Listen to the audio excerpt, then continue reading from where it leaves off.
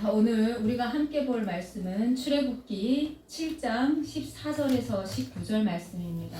자, 모세는 자신이 나타남으로 인하여 이스라엘 자기 동족이 또다시 고난과 고통에 시달리는 것 같아서 무거운 마음으로 하나님께 간구하죠.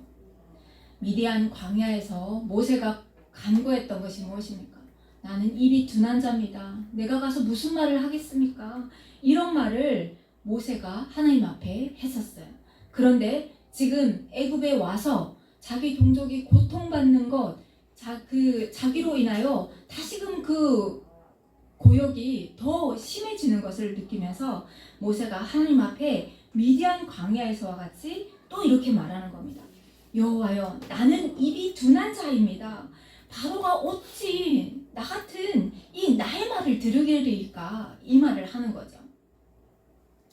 그때 하나님께서 모세에게 말씀하시는 겁니다. 내가 너로 바로에게 신같이 되게 하였은즉 내 형 아론은 내 대언자가 되리라 라고 말씀하십니다. 자, 그러면서 아주 중요한 말씀을 하시는데 또 애굽에 여러 큰 심판을 내려서 내 군대, 내 백성 이스라엘 자손을 그 땅에서 인도해 내겠다고 하나님께서 말씀하시는 거예요. 여러분, 지금 중요한 말씀이 나왔어요. 지금 이스라엘은 어떤 처지에 지금 있습니까? 애굽에서 노예로 있어요. 갇혀 있는 자예요. 그런데 하나님께서 내 군대, 내 백성이라고 지금 이스라엘을 지칭하고 계세요. 그러니까 하나님께서 이스라엘을 어떻게 세워가고 있는지, 앞으로 세워가실 거고 이 이스라엘을 통해서 어떤 일을 하실 것인지 지금 하나님께서 그 말씀을 하고 있는 거예요. 아주 놀라운 사건인 거예요. 자, 하나님께서 모세와 아론에게 말씀하십니다. 바로가 너희에게 이르기를 너희는 이적을 보이라 하거든 너는 아론에게 말하기를 너의 지팡이를 들어서 바로 앞에 던지라 하라. 그렇게 말씀하고 있는 겁니다. 그러면 그 지팡이가 뱀이 되리라. 하나님께서 미디안 광야에서 여호와 하나님을 신뢰하지 못하고 그 두려움에 과거의 그 트라우마로 힘겨워하는 모세에게 다 보여주셨던 이적과 그 표적입니다. 그 표적을 지금 모세에게 말씀하시는 거예요. 아론에게 대언하라. 그러면 아론이 너의 말에 복종해서 그 지팡이를 던질 건데 그때 그 지팡이가 미디안 광야에서 봤던 것처럼 뱀이 되리라. 이 말씀을 하시는 겁니다. 자, 모세와 아론이 다시 바로 앞에 섰습니다. 그리고 뭐 했겠습니까? 하나님께서 명령하신 대로 아론이 바로와 그의 신하 앞에 그 모세의 지팡이를 던질 때 뱀이 되는 거예요. 그런데 여기서 아주 놀라운 사건이 또 발생해요. 자, 바로를 숭배하는 애굽의 요술사들을 부르는데 그 바로의 요술사들도 자기 지팡이를 이렇게 탁 던졌어요. 뭐가 됐습니까? 뱀이 됐어요. 하나님이 하는 그 표적을, 그 기적을, 이적을 바로의 요술사들도 똑같이 지금 행했습니다. 그러니 바로가 어떻게 했을까요? 별거 아니네. 결국엔 노예의 신이네. 이렇게 생각했을까요? 그런데 아론의 지팡이가 애굽의 요술사 각 사람이 던진 지팡이를 뱀 하나를 삼킨 것이 아니라 애굽의 요술사 지팡이들이 쫙 던져서 뱀 여러 마리가 됐는데 그 뱀들을 다 삼켜서 먹어버렸어요. 그런데 바로의 눈에 보이는 건 뭘까요? 자기 요술사가 행한 그거밖에 안 보이는 거죠. 아, 하나님이 하는 그 표적도 우리의 요술사들도 할 수 있으니까, 마술사들도 할 수 있으니까 별거 아니다 이렇게 보는 거예요. 그런데 이 내용이 성경에 기록되었어요. 하나님은 뭘 보기를 원하실까요? 하나님께서 명령하신 지팡이니까 당연하지. 세상이 던진 지팡이를 삼키는 게 당연한 거 아니야? 이걸 보라고 하나님께서 이 내용을 기록하셨을까요? 하나 더 있다고 저는 보았습니다. 우리가 지금 믿음 생활을 하고 있어요. 신앙 생활을 하고 있어요. 그런데 우리가 보니까 어떻습니까? 나쁜 사탄도 하나님의 그 표적과 이적을 훔쳐다가 행한다는 거예요. 최초의 인간 아담과 그의 아내 하와를 거짓으로 깨어낸 것이 누구냐? 뱀이 했습니다. 사탄이 해냈어요. 그래서 그들은 하나님 앞에 불순종할 수 있도록 그가 깨어낸 거예요. 자, 이것처럼 사탄은 사람의 마음을 훔치고 그리고 자기들이 원하는 대로 하나님을 보지 못하게 그 막을 가리는 역할을 한다는 거예요. 그래서 하나님께서 오늘날 우리의 미혹 시대를 살아가는 많은 사람들에게 오늘날도 똑같이 말씀하시는 거예요. 마태복음 7장 21절에서 23절에 보면 하나님께서 말씀하시는 게 있어요. 그날에 많은 사람이 나더러 이르되 주여 주여 우리가 주의 이름으로 선지자 노릇을 하여서 주의 이름으로 귀신을 쫓아내며 또 주의 이름으로 많은 권능을 행하지 아니하였나이까 하리니. 그런데 하나님께서 말씀하신대요. 그때에 내가 그들에게 밝히 말하되 내가 너희를 도무지 알지 못한다. 불법을 행하는 자들아 내게서 떠나가라. 이렇게 말씀하신대요. 하나님의 그 말씀대로 순종하면서 살기를 거부하면서 자기 주머니를 불리려고 또 사람들에게 자기를 나타내려고 하나님의 그 표적과 이적을 훔쳐다 쓰는 무리들이 있다는 거예요. 그런 무리가 있는데 그때 하나님께서는 그들에게 내가 너희를 모른다 하면서 그 생명문으로 들어가는 그 문을 닫아버리신다는 거예요. 그들이 못 들어오게 한대요. 오직 하늘에 계신 내 아버지의 뜻대로 행하는 자라야 들어가리라 라고 말씀하시죠. 자, 바로가 처음에는 놀랐어요. 아론의 지팡이가 던져졌는데 커다란 뱀이 돼가지고 그 궁을 휩쓸고 다니는 거예요. 얼마나 놀랬겠습니까? 그런데 자기 요술사들도 따라하니까 마음이 교만해지는 거예요. 어깨가 올라가는 거예요. 하나님 별거 아니네. 그래 그럼 그렇지. 너희들은 그래봤자 여호와 하나님은 그래봤자 너희들이 믿는 신이야 하면서 콧방귀를 폈어요. 자, 이런 바로를 바라보시면서 하나님께서 모세에게 말씀하십니다. 바로의 마음이 완강하여 백성 보내기를 거절하는도다. 그러니 아침에 너는 바로에게 가라. 보라 그가 물 있는 곳으로 나오리니 너는 나일 강가에 서서 그를 맞으며 그 뱀 되었던 지팡이를 손에 잡고 그에게 이르기를 히브리 사람의 하나님 여호와께서 나를 왕에게 보내어 이르시되 내 백성을 보내라. 그러면 그들이 광야에서 나를 섬길 것이니라 하였으나 이제까지 내가 듣지 아니하였도다. 여호와가 이같이 이르노니 내가 이로 말미암아 나를 여호와인 줄 알게 되리라 라고 말씀하셨습니다 라고 말하래요. 자, 그러면서 첫 번째 표적을 행하시는데 그 첫 번째 표적이 무엇이냐? 나일강이 피로 변하는 사건입니다. 모세가 행했겠죠. 나일강가에 서서 그 지팡이를 나일강을 쳤을 때 나일강이 피로 변하고 나일강에서 숨쉬는 모든 물고기가 죽습니다. 막 악취가 나기 시작합니다. 그러니까 애굽의 사람들이 그 강물 마시기를 싫어하고 거부하기 시작합니다. 그뿐일까요? 하나님께서 모세에게 또 말씀하셨잖아요. 모세에게 너는 아론에게 명령하기를 내 지팡이를 잡고 내 팔을 애굽의 물들과 강들과 운하와 못과 모든 호수에 내밀라. 그러면 물이 있는 모든 곳에는 피가 보인다는 이런 말씀을 하시는 거예요. 애굽의 온 땅에 피가 흥건히 고여있기 시작합니다. 자, 그런데 우리가 궁금하잖아요. 하나님은 왜 나일강을 치셨지? 자, 나일강은 애굽인들에게 있어서 신과 같은 존재입니다. 생명을 주는 신이며 선물 같은 존재예요. 비가 거의 오지 않는 곳이 이집트입니다. 그런데 나일강이 이렇게 범람을 하면서 토양이 거기에 쌓이면서 아주 풍년을 갖다주는 그런 나일강이에요. 이런 나일강이 없었다고 하면 이집트에는 사막으로 인해서 사람이 살지도 못하고 또 사람이 없다고 하면 인류의 문명도 이렇게 발전할 수 없는 그런 그런 상황인 거예요. 그러니까 애굽 사람들의 그 마음에서는 나일강을 바라볼 때 생명을 주는 신, 자기들에게 축복을 주는 그런 선물과 같은 신입니다. 그래서 그들에게는 나일강이 아주 자랑이고 소중한 그 자체라는 거죠. 창세기를 근데 우리가 봤어요. 우주 만물의 생기를 불어넣으시고 다스리시는 분이 누구신지 우리가 봤습니다.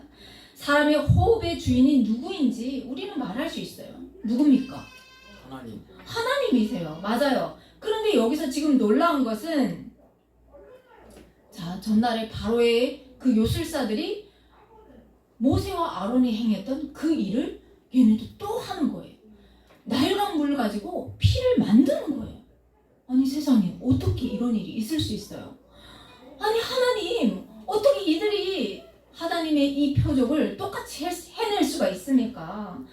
정말 말도 안 되는 일이 지금 일어나고 있는 거예요. 그러니까 바로가 어떻게 했을까요? 하나님의 말씀을 하나님의 그 명령에 순종할 일이 없는 거예요. 하나님께서 하나님의 표징과 이적을 애굽 땅에서 많이 행할 것이나 바로의 마음이 완악하여서 이스라엘 백성을 쉽게 보내주지 않을 것이다 라는 그 말씀이 지금 계속해서 이어지고 있어요. 그런데 사람의 마음으로 들여다봤을 때 여러분들은 하나님이 최고야 할 수 있어요? 아직까지는 못하겠어요.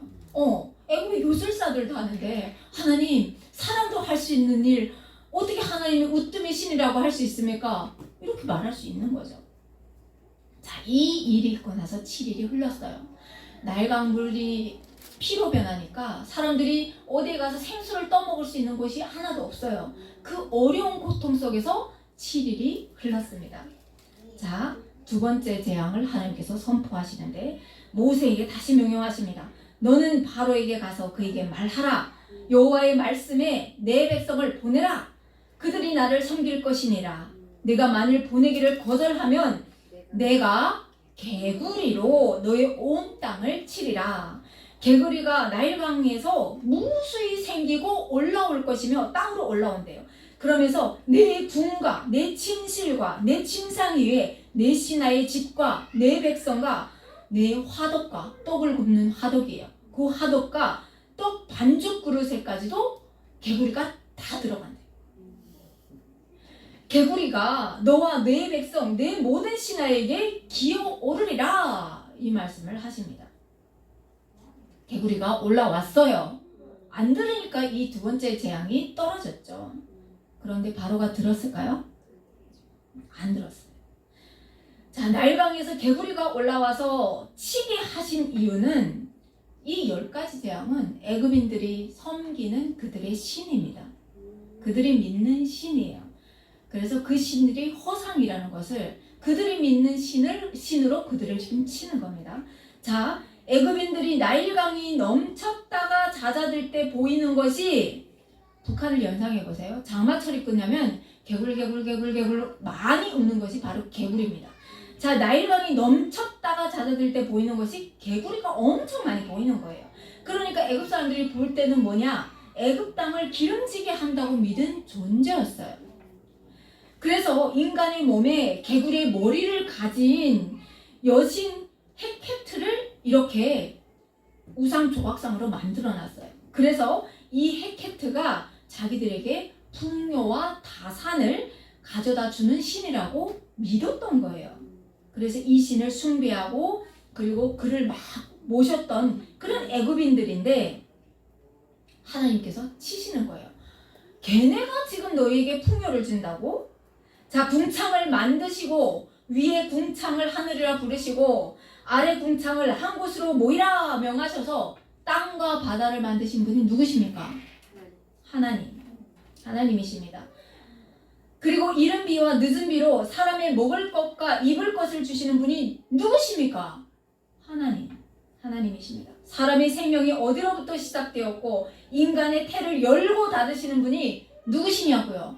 하나님이십니다. 그런데 애굽 사람들은 헤케트가 자기들에게 풍요를 갖다 주고 다산을 허락해 주는 신이라고 믿었다는 거예요.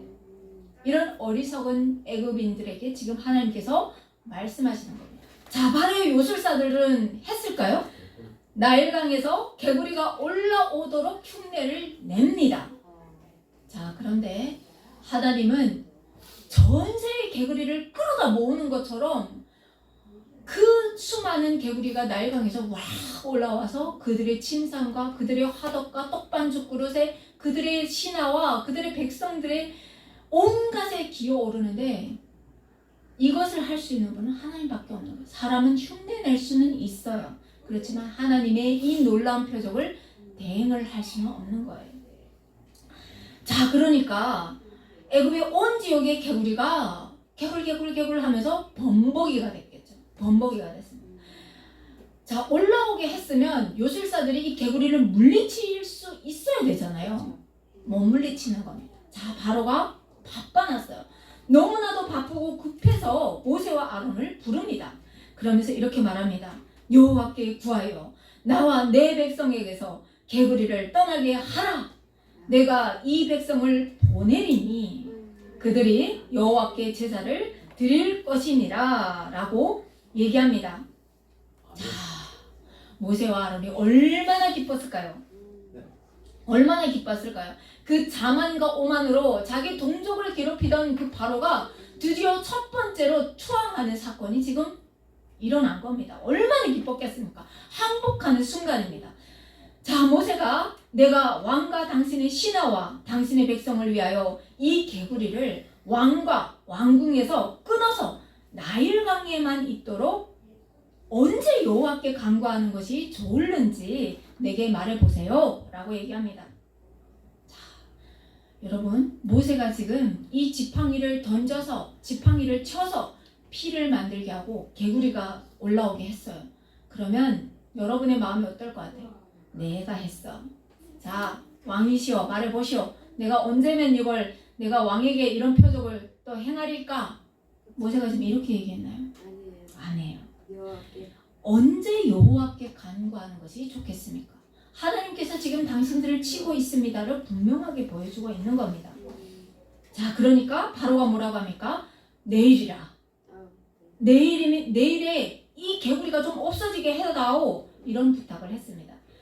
자, 모세가 그런 바로에게 왕이 부탁한 대로 해서 왕에게 우리 하나님 여호와와 같은 이가 없는 줄을 알게 하겠습니다. 이렇게 선포하고 여호와의 이름으로 선포하고 지금 모세와 아론이 하나님 앞에 간구합니다. 그랬더니 개구리가 나일강에서 또 올라왔을까요? 멈췄죠. 맞습니다. 더 이상 올라오지 않습니다. 그들의 집과 마당과 밭에 있던 개구리들이 다 나와서 죽었어요. 그런데 그 죽었으니까 개구리들을 다 모았을 거 아니에요. 이렇게 산같이 모았어요. 무더기로 모았어요. 그랬더니 그 죽은 개구리들에게서 악취가 엄청납니다.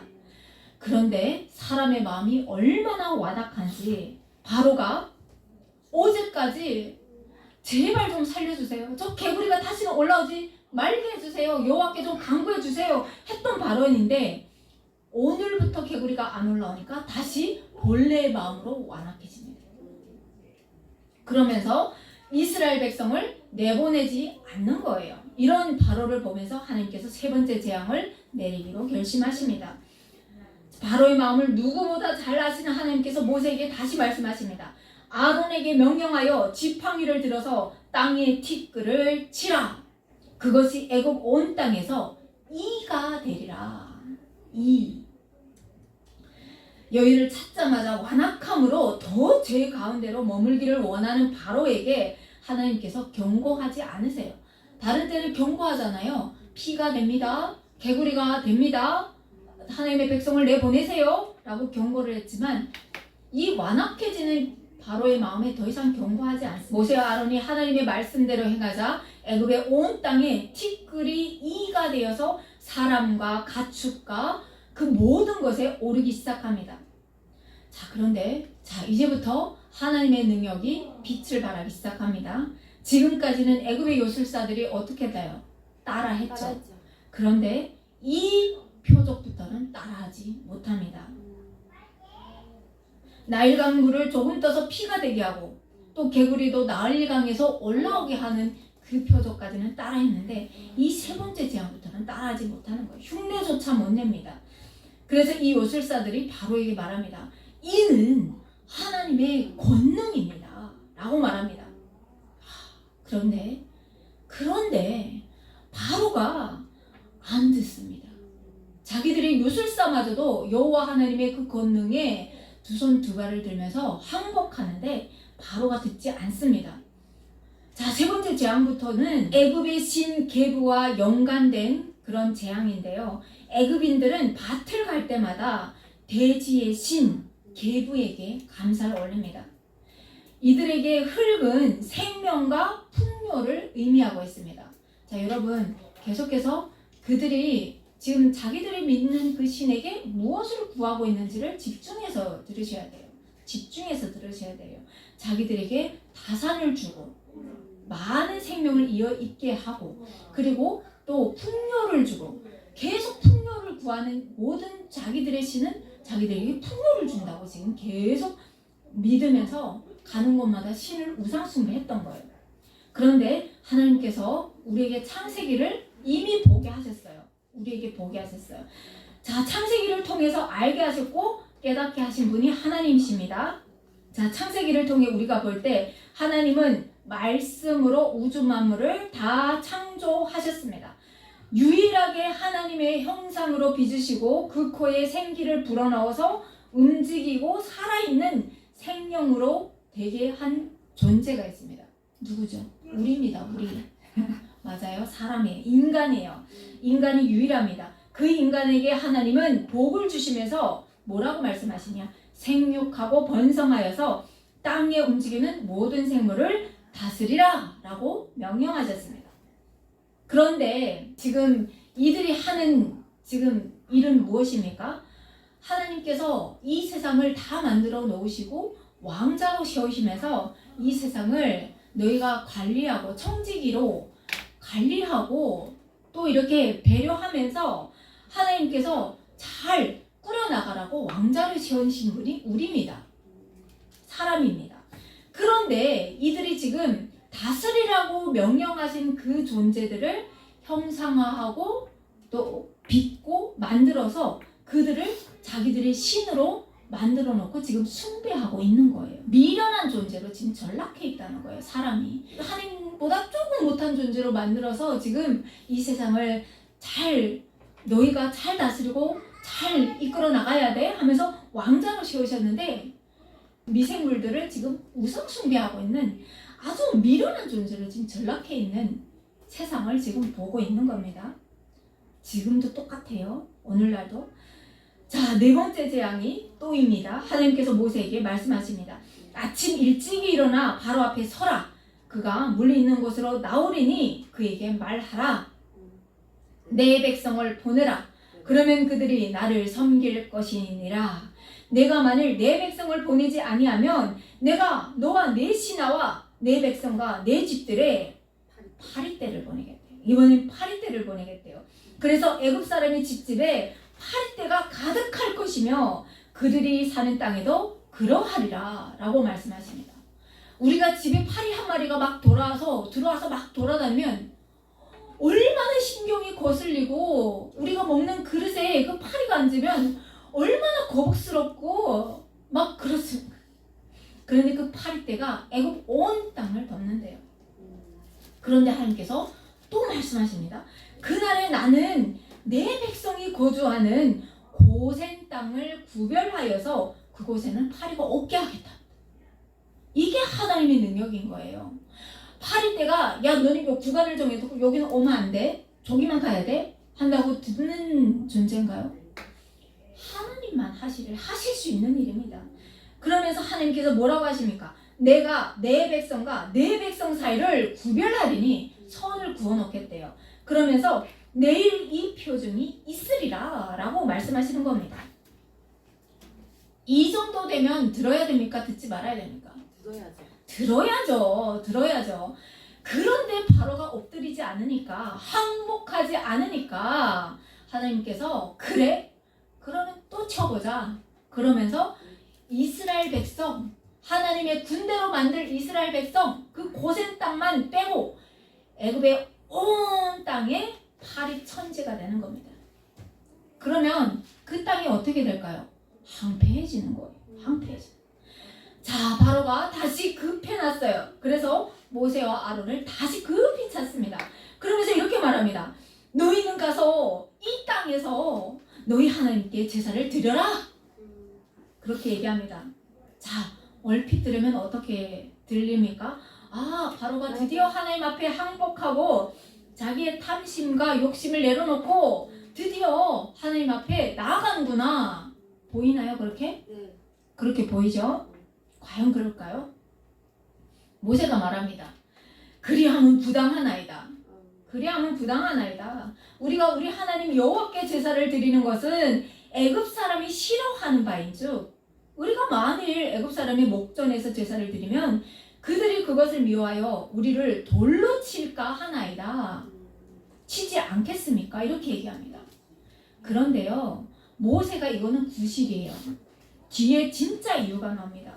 자, 하나님께서 모세를 바로 앞에 세울 때 하신 말씀이 있습니다.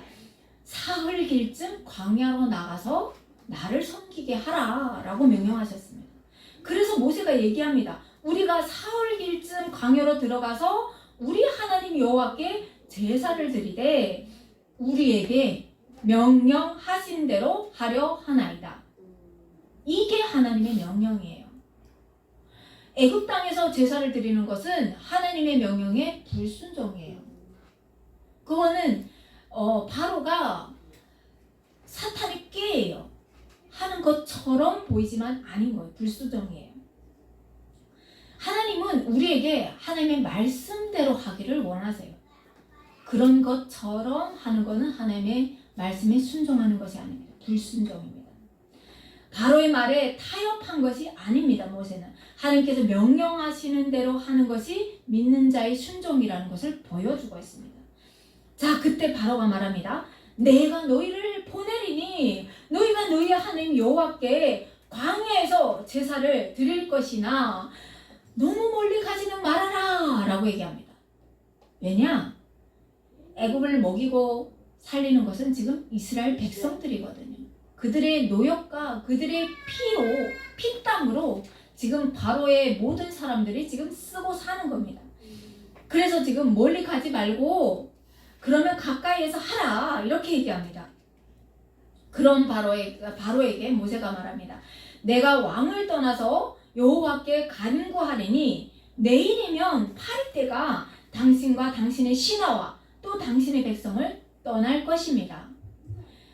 바로는 이 백성을 보내어 여호와께 제사를 드리는 일에 다시는 거짓을 행하지 마소서라고 쐐기를 박습니다. 자, 바로가 마음을 고쳐 먹었을까요? 예. 네, 고쳐 먹었으면 10가지 재앙이 안 내려오죠. 지금은 4번째 재앙입니다. 4번째. 그러나 바로는 이번에도 숨을 쉴 수 있게 되니까 다시 악한 마음으로 더 단단해져서 이스라엘 백성을 내보내지 않습니다. 자, 그러니까 이번에 5번째 재앙이 또 떨어져야겠죠. 자, 하나님께서 모세를 다시 바로에게 보냅니다. 그리고 이렇게 말하라 라고 명령하십니다. 히브리 사람의 하나님 여호와께서 말씀하시기를 내 백성을 보내라. 그들이 나를 섬길 것이니라. 내가 만일 보내기를 거절하고 억지로 잡아두면 여호와의 손이 나왔습니다. 여호와의 손이 들어있는 네 가축 곧 말과 나귀와 낙타와 소와 양에게 더하리라. 심한 돌림병이 있을 것이라 라고 말씀하십니다.